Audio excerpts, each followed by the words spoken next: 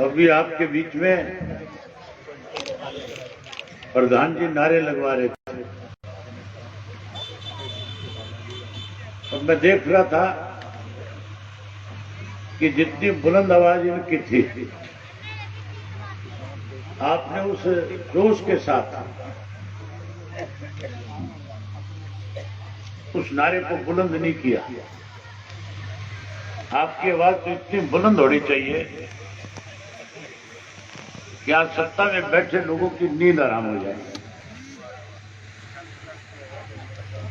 मैं उम्मीद करूंगा जो नारे मैं लगाऊंगा उसका जवाब आप उसी उत्साह और जोश के साथ दोगे कि तुम्हारे विरोधी जो है उनके कान तक आपकी मजबूती की आवाज जाए। ताऊ देवीलाल अमर रहे, ताऊ देवीलाल अमर रहे। चौधरी ओम प्रकाश चौटाला जिंदाबाद, चौधरी ओम प्रकाश चौटाला जिंदाबाद, इंडियन नेशनल लोकदल पार्टी जिंदाबाद।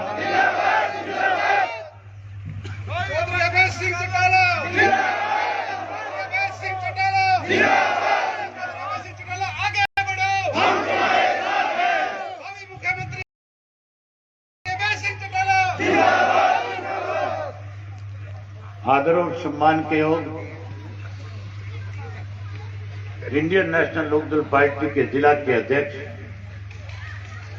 सरदार बलविंदर सिंह कैरों जी, पार्टी के राष्ट्रीय प्रवक्ता भाई उमेद लुहान जी,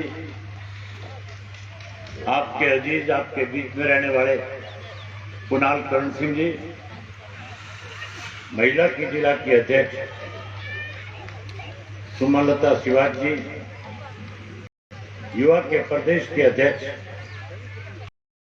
सुरजीत संधू जी, युवा के जिला के प्रधान अजय रोज जी, किसान सेल के संयोजक सरदार गुरचरण सिंह जी, टोहाना हल्का के अध्यक्ष भाई हरि सिंह डांगरा जी, जाखल के शहरी प्रधान सुरेश गरल जी, फतेहाबाद हल्का के प्रधान भाई जग्गा जेलदार जी, हल्का रतिया के प्रधान सरदार विकर सिंह जी, महिला की हल्का की प्रधान श्रीमती निर्मला नैन जी, अंगद भिंसरा जी, प्रदेश के प्रवक्ता विकास मेहता जी, पूर्व चेयरमैन रहे जिला परिषद के अंग्रेज लाली जी, मंच पे मेरे साथ बैठे हुए पार्टी के हल्का के जिला के प्रदेश तक के सभी नेतागण, आज के टोहाना हल्का के इस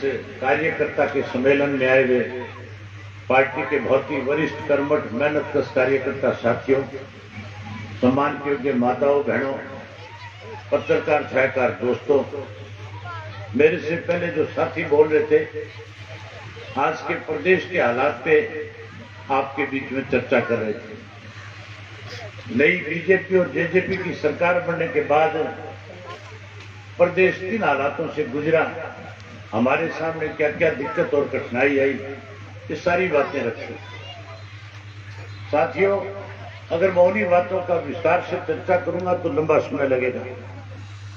आज की हमारी जो मीटिंग है, इस मीटिंग का मकसद केवल एक है। आज कोई चुनाव नहीं होने जा रहे, अभी चुनाव में 2.5 साल का समय बाकी है।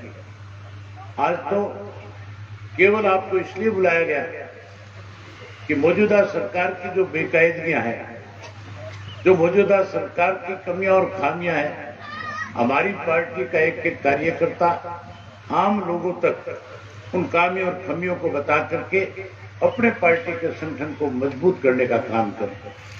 आज प्रदेश के लोग जो हैं सरकार से दुखी है। आज प्रदेश में विपक्ष नाम की चीज नहीं है, विपक्ष सत्ता पक्ष के साथ मिला हुआ है। मेरे बताने की जरूरत नहीं, उदाहरण बहुत सारे आपके सामने हैं।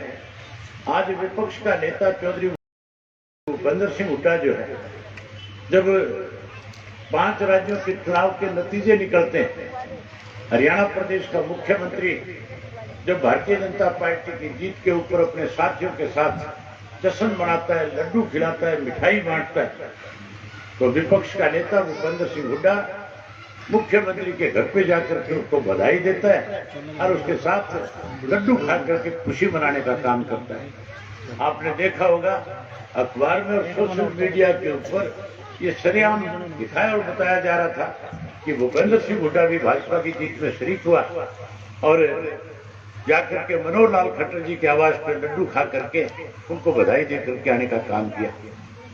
केवल ये एक उदाहरण नहीं, अनेक ऐसे उदाहरण है कि कांग्रेस के लोग आज भाजपा के हाथों में खेल रहे हैं।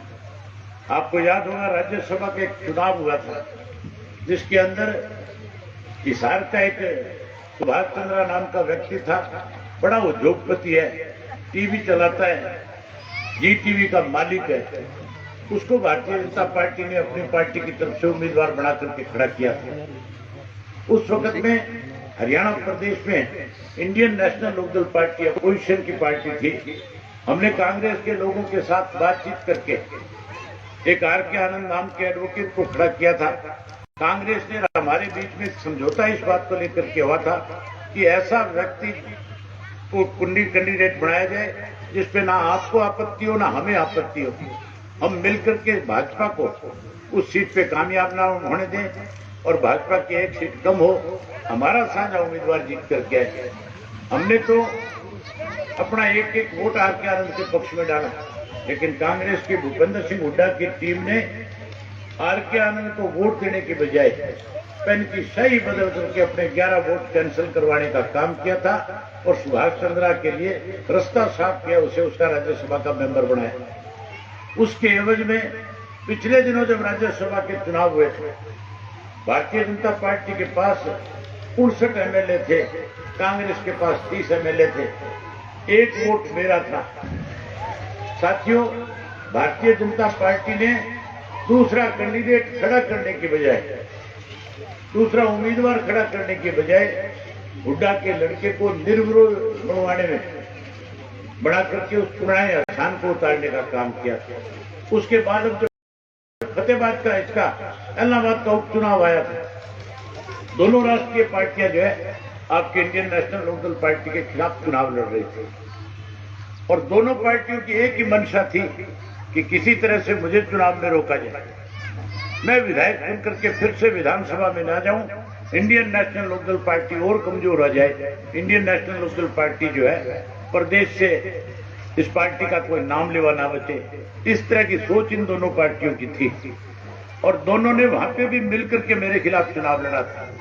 जब भूपेंद्र सिंह हुड्डा अपने कांग्रेस के उम्मीदवार के लिए वोट मांगने गया तो अपने भाषण में कह रहा था कि मैं आया तो कांग्रेस के लिए वोट मांगने, लेकिन गोपाल कांडा भी मेरा मित्र है, आप वोट डालने से पहले इस बात का ख्याल रखना। उसका सीधा इशारा था कि भाजपा का जो उम्मीदवार है उसके पक्ष में उसका वोट जाए, कांग्रेस उसकी मदद करे और अभय सिंह किसी भी तरीके से विधानसभा में ना पहुंच पाए। जहां साथियों दोनों मिलकर के मेरे खिलाफ चुनाव लड़ रहे थे, मैं ये बात आपको इसलिए बता रहा हूं कि आज लोग जो है कांग्रेस से भी उठ चुके हैं और आज की तारीख में लोग भारतीय जनता पार्टी से दुखी और परेशान हैं। आज जजपा का तो कोई नाम लेने वाला भी नहीं बचा।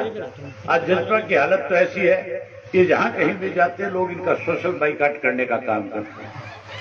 आज लोग दोनों पार्टियों से दुखी है और उसका नतीजा था कि इलाहाबाद के चुनाव में दोनों ने मिलकर के मेरे खिलाफ चुनाव लड़ा। उसके बाद भी इलाहाबाद की जनता ने, इलाहाबाद के मतदाताओं ने, किसानों ने मुझे पहले से 10,000 ज्यादा वोट दे करके इन दोनों के मुंह पे चप्पट मारने का काम किया था। जहां मुझे जिताया वहीं कांग्रेस पार्टी के उम्मीदवार की जमानत जब्त भी करेंगे। जो कांग्रेस आज अपने आप को कहती है कि आने वाले समय में हम सरकार बनाएंगे, उसके उम्मीदवार की जमानत जब्त हुई थी। लोगों ने फैसला कर लिया कि अब ना कांग्रेस के साथ जाएंगे और ना इस भाजपा और जसपा के साथ जाएंगे। अब लोग नए सिरे से फिर से इंडियन नेशनल लोकदल पार्टी को सत्ता में लाना चाहते हैं, क्योंकि इस भारतीय जनता पार्टी और जसपा की सरकार ने पिछले 2.5 साल के अंदर जहां लोगों का विश्वास जीतना चाहिए था, विश्वास खोने का काम किया। कोरोना का जब टाइम था, किसान सारा, केवल किसान नहीं, हर व्यक्ति अपने घर में दुबका बैठा था, हर आदमी डरा हुआ था। कोई भी व्यक्ति अपने गांव से बाहर नहीं निकलता था। दूसरे गांव से अगर कोई रिश्तेदार आ जाता था, उसको भी गांव के बाहर लोग रोक लिया करते थे, पूछते थे कि कैसे आए हो, क्या काम है। और कोई कहता था मैं फलाने का रिश्तेदार हूं, तो उसके घर में जाके पूछ के आते थे कि तेरा फलाना रिश्तेदार है तो हमारे पास वहीं आ जा बाहर गांव के, और दूर खड़ा होकर तो उसको मिला देते थे, दूर की दूर उसको वापस भेज देते थे। यहां तक कि जो लोग ताश खेल करके टाइम पास करते थे, जो बुजुर्ग हुक्का पी करके आपस में समय बिताते थे, उन्होंने हुक्के बंद कर दिए थे, ताश फेंक दी थी, कोई व्यक्ति अपने घर से बाहर नहीं निकल रहा था। उस वक्त किसान की फसल को सरकार खरीदने की बजाय किसान को कहीं ना कहीं मजबूर कर रही थी। किसान की फसल जब मंडियों में आ रही थी, खरीदार नहीं था, तो केवल इंडियन नेशनल लोकदल पार्टी का कार्यकर्ता था जिसने मंडी में जाकर के किसान की फसल को बिकवाने का काम किया। ये कांग्रेसी घरों में दुबक गए थे, सरकार में बैठे लोग किसान को परेशान कर रहे थे। हम लोग थे जिन्होंने मौत की परवाह नहीं करी, डरे नहीं, और किसान की फसल बिकवा करके किसान का एक एक दाना सरकार को खरीदने पर मजबूर करने का काम किया। वहीं साथियों, उस कोरोना के काल के अंदर इस सत्ता में बैठे लोगों ने, सरकार में बैठे लोगों ने प्रदेश के लोगों की मदद करने की बजाय लूटने का काम किया। अनेक ऐसे घोटाले किए जिनकी आज भी पूरे प्रदेश में चर्चा होती है। शराब का घोटाला किया गया, शराब के बाद रजिस्ट्री का घोटाला किया गया। कोरोना की आड़ में जो दवाइयां खरीदी गई, 450 करोड़ रुपए सत्ता में बैठे लोग खा गए, और जिनके तबादले किए, नौकरी दी, उनके नाम पे भी पैसा लिया गया। करोड़ों रुपए नौकरी लगाने वाले दफ्तर में पब्लिक सर्विस कमीशन के ऑफिस के अंदर पकड़े गए। यहां तक भी नहीं, कैसे आदमी को परेशान किया जाए। मेरे से पहले उम्मीद बता रहे थे कि मेरी फसल मेरा ब्यौरा नाम का एक पोर्टल चालू कर दिया। उसके बाद अब एक नया काम कर दिया सरकार ने कि हर व्यक्ति अपना पहचान पत्र बनाएगा। जब हमारे पास आधार कार्ड है तो फिर फैमिली आई कार्ड बनाने की जरूरत क्या है, पहचान पत्र बनाने की जरूरत क्या है। केवल लोगों को परेशान करने के लिए इस किस्म की घोषणाएं सरकार की तरफ से होती है। आज अगर किसान अपनी सरसों की फसल बेचने जाता है तो उसको कहते हैं 7 क्विंटल से ज्यादा नहीं लेकर के आएगा। अब की बार तो सरसों 12-12, 14-14 क्विंटल एकड़ की है।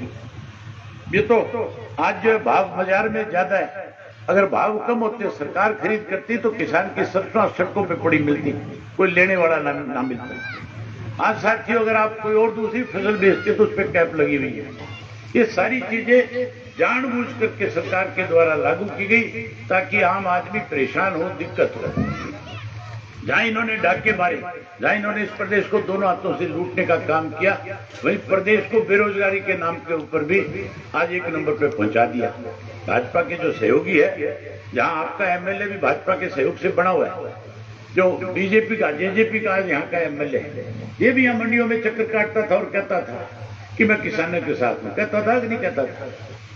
और जब किसान की लड़ाई लड़ने की बात आई, विधानसभा में भी खड़ा होकर के कह रहा था, बोले हमें कहीं ऐसा लगता है कि अब की बार तो जो कपड़े पहनने पड़ेंगे, हेलमेट पहन करके कहीं लोगों के बीच में जाना पड़ेगा, पता नहीं लोग कहाँ हमारा सर फोड़ दे। लेकिन सत्ता के लालची लोग थे, ये किसान के हितैषी नहीं थे। अगर किसान के हितैषी होते तो फिर मेरी तरह विधानसभा से इस्तीफा दे करके किसान के बीच जाकर के खड़े हो जाते। इन्होंने इस्तीफा देने की बजाय कहीं ना कहीं आप लोगों के साथ बेईमानी करने का काम किया। आज साथियों, समय है, लोग भाजपा से दुखी, जेजेपी से दुखी, आज लोग कांग्रेस से भी दुखी है। लोग आपकी पार्टी के साथ जुड़ना चाहते हैं, लेकिन लोगों के पास हमें चल करके जाना पड़ेगा, लोग हमारे पास चल करके नहीं आएंगे। दुखी आज इसलिए हो गए कि जो बुजुर्गों की पेंशन 5100 करने की बात करते थे, जो कहते थे बेरोजगारी भत्ता देंगे, 11,000 रुपये एक बच्चे को रोजगार देने का काम करेंगे, आज मेरे से पहले ये बताया गया कि कितने बुजुर्गों की पेंशन काट दी। जहां पेंशन काट दी, पेंशन बढ़ाई नहीं गई।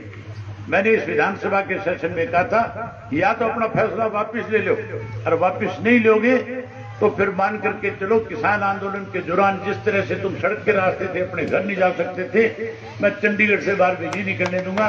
चंडीगढ़ के चारों तरफ 60 साल से बड़ी उम्र के बुजुर्गों को लाकर के बैठा करके तुम्हारा विरोध करने का काम करेंगे। साथियों, चौधरी देवीलाल की नीतियों की party Indian National Lokdal party है। मैंने विधानसभा में कहा कि हर कीमत के ऊपर बुजुर्ग का सम्मान जो चौधरी देवीलाल ने 100 रुपए दिया था, उस सम्मान को बरकरार रखेंगे और बुजुर्ग की पेंशन कटने नहीं देंगे। हमारा समय आया, मौका मिला तो जो पेंशन चौधरी देवीलाल ने 100 रुपए करी थी, आप लोगों ने तो वायदा 5100 का किया था, आपने तो पूरा किया नहीं। लेकिन 2024 में जब इंडियन नेशनल लोकदल पार्टी सत्ता में आएगी तो हम इस पेंशन को 100 वाली को 10,000 करने का काम करेंगे। कई लोग मेरे से नुक्ताचीनी कर रहे थे, पूछ रहे थे 10,000 कैसे कर देगा। मैंने कहा कि जो बड़े बड़े कारखानेदार हैं जिनके लाखों लाखों करोड़ रुपए जो कर्जा माफ हो सकता है, तो फिर बुढ़ापा पेंशन 100 से 10,000 क्यों नहीं हो सकती? उसको करते हुए कौन रोकेगा? चौधरी देवीलाल ने जब 100 रुपए करी थी, उनका किसी ने हाथ थोड़ा ही पकड़ा था। चौधरी देवीलाल ने वायदा किया था कि हम 100 रुपए पेंशन करेंगे। हमारी पार्टी चौधरी देवीलाल की नीतियों की पार्टी है, हम उनकी नीतियों को आगे बढ़ाएंगे और हर हालत के अंदर बुजुर्ग को 10,000 रुपए माँ बाप पेंशन देकर के उसका सम्मान करने का काम करेंगे। जब पेंशन बढ़ाएंगे वहीं एक काम और करेंगे। जो पढ़े लिखे नौजवान बच्चे हैं जो आज बेरोजगार घूम रहे हैं, इन बच्चों को वायदा तो किया था 11,000 रुपए बेरोजगारी भत्ता देंगे, लेकिन हमारी सरकार बनने के बाद हम न केवल इनको बेरोजगारी भत्ता देंगे बल्कि हर घर से एक बच्चे को सरकारी नौकरी देने का काम करेंगे। जहां सरकारी नौकरी जिस बच्चे को नहीं मिलेगी, जो कहीं रोजगार से वंचित रह जाएगा, उसे चिंता करने की जरूरत नहीं है। उसको घर बैठे जो है हम 21,000 रुपए बेरोजगारी भत्ता देंगे ताकि वो बच्चा भी सम्मान से अपनी जिंदगी आगे बढ़ा सके। हम माताओं और बहनों के लिए भी जो सारा दिन चूल्हे चौके का काम करती है, जो सारा दिन न केवल घर का काम काज करती है बल्कि बच्चों का भी ध्यान रखती है और अपने परिवार के सदस्य के लिए हर वक्त चिंता करने का काम करती है, जहां ये अपनी घर की रसोई चलाने में बहुत सारी दिक्कत इनके सामने आती है, इनको भी मायूस होने की जरूरत नहीं है। हम आपको भी घर बैठे 1,500 रुपए चूल्हा और चौका चलाने के लिए देंगे ताकि आपके घर का गुजारा ठीक ढंग से चल सके। जहाँ ये काम करेंगे उसके साथ साथ किसान की जो आज सबसे बड़ी परेशानी है, ये जो नए नए काम कर दिए, कहीं आपके यहाँ बना दिया मेरी फसल मेरा बोरा। अब जमींदार आदमी जो अनपढ़ है वो कहाँ जाकर के अपनी फसल का लिखा करके आएगा कि मेरी कौन सी फसल खेत में हो रही है? ये काम तो पटवारियों का होता था कि किसान ने खेत के अंदर कौन सी फसल बो रखी है। ये तो जो रेवेन्यू डिपार्टमेंट है सरकार का, जो तहसील का ऑफिस है, उसकी जिम्मेवारी बनती थी कि किसान के खेत के अंदर कितनी जमीन नहरी है और कितनी जमीन बिरानी है, बिरानी जमीन में क्या बो रखा है, नहरी जमीन के अंदर कौन सी फसल इस किसान की लगी हुई है। ये जानकारी तो सरकार के पास पटवारी दिया करते थे। अब पटवारी तो घर बैठा दिए, पटवारियों को तो एक ही काम लगा दिया, तुम रजिस्ट्री कराओ, लोगों को लूटने का काम करो, पैसा इकट्ठा करो, सरकार में बैठे लोगों को पैसा दो। अब तो पटवारी के पास अगर कोई, किसी के पास अगर कोई लिखवाने जाता है, जो अनपढ़ किसान है वो अपना ब्यौरा कैसे देगा? इसके लिए इन्होंने एक नई दुकान खोल दी ई मित्र के नाम से। वो ई मित्र के पास जाता है, वो भी जाते हैं, उसको कहता है 500 रुपए निकाल, फिर बता तेरी फसल कौन कौन सी, उसको चढ़ाने का काम करूंगा। हम इसकी भी रान काट देंगे, इसको भी मूल रूप से खत्म करेंगे ताकि किसान की परेशानी खत्म हो जाए और किसान अपनी फसल जैसे पुराने तरीके से मंडियों में जाकर के बेचता था उसी तरह अपनी फसल को बेच के। ये साथियों सारा काम तब होंगे, ये सारी चीजें तब होगी जब हम सब मिल करके लोगों के पास जाएंगे और लोगों को अपनी पार्टी के साथ जोड़ने का काम करेंगे, अपने संगठन को मजबूत करने का काम करेंगे। अगर हम राष्ट्रीय स्तर के ऊपर पार्टी का एक अध्यक्ष बना सकते हैं, अगर हम हल्के और जिले के स्तर पे, स्टेट के स्तर पे पार्टी का अध्यक्ष चुनते हैं, तो फिर हमारी पार्टी का अध्यक्ष जो है गांव के स्तर पे होना चाहिए कि नहीं होना चाहिए? गांव के स्तर के ऊपर अध्यक्ष बनना चाहिए कि नहीं बनना चाहिए पार्टी का? जब गांव के अंदर सरपंच बन सकता है तो इंडियन नेशनल लोकदल पार्टी का गांव के अंदर अध्यक्ष क्यों नहीं बनेगा? अब हमें गांव गांव के अंदर अपनी पार्टी का एक एक अध्यक्ष बनाना है। केवल एक अध्यक्ष नहीं, उसके साथ हमारी पार्टी के 16 सेल है, बैकवर्ड का सेल है, शेड्यूल कास्ट का सेल है, महिला का सेल है, युवा का सेल है, पढ़ने लिखने वाले जो बच्चे, इनका भी एक सेल बनाया IASO के नाम से। उसके साथ साथ भूतपूर्व सैनिकों का सेल है। ऐसे 16 सेल हमने बना रखे, खिलाड़ियों का सेल है। हर गांव के अंदर एक एक सेल का एक एक अध्यक्ष भी बनाएंगे ताकि हमारे गांव के अंदर, हमारे शहर के वार्ड के अंदर एक अच्छी संगठन की टीम हमारी खड़ी हो, जो आने वाले समय के अंदर जहां संगठन को मजबूत करे, वही पार्टी जिस किसी को भी उम्मीदवार बना करके भेजे उसको बड़े बहुमत के साथ जिता करके भेजे। अब साथियों, नेताओं का इंतजार करने की जरूरत नहीं है। बहुत सारे लोग कहते हैं कि फलाने नेता को ले लो, फलाने नेता को ले लो। ये आप पार्टी वालों ने कौन कौन से नेता, कितने बड़े बड़े नेताओं को धराशायी किया कि नहीं किया? वहां कौन सा ऐसा नेता था जो चुनाव जीत करके आया जिसकी बहुत बड़ी पहचान थी? पहचान कार्यकर्ता की है। नेता की पहचान कार्यकर्ता बढ़ाता है। अगर पार्टी का कार्यकर्ता मजबूत है तो फिर पार्टी की तरफ से जिस किसी कार्यकर्ता को टिकट दिया जाए आप उसको जिता करके भेज देना। कोई उस नेता को सबक सिखाएगा जो नेता कहीं लोगों के साथ धोखा करने का काम करता है। मैं उम्मीद करूंगा कि अब आप जो है इस काम को आखिरी मुकाम तक ले जाने का काम करोगे, पार्टी के संगठन को मजबूत करोगे। यही सारी बातें आपसे कहने और करने आया था। आप सबने मेरी बात सुनी। आप सबका